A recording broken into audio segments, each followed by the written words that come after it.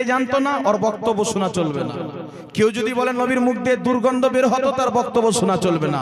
কেউ যদি বলেন নবী কবরে মরা পড়ে আছে, তার বক্তব্য শোনা চলবে না।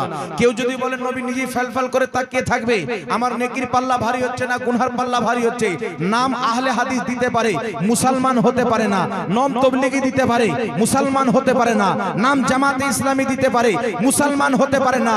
নবী পাকের চুল পরিমাণে বেয়াদবি করনেওয়ালা নামাজ পড়ুক মুসলমান নয়, না রোজা রাখুক মুসলমান নয়, হজ করুক মুসলমান নয়।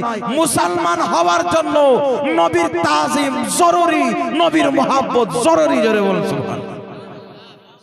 আর বলছেন নবীর মুখ দিয়ে দুর্গন্ধ বের হতো, বলছে আহলে হাদিস। কিসের আহলে হাদিস তুই রে? তুই তো আবু জেহেল চাইতে খারাপ।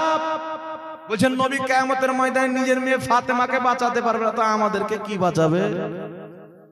এই কথা বলে কি বলে না বাবা? আমি মিথ্যা বলছি? আপনারও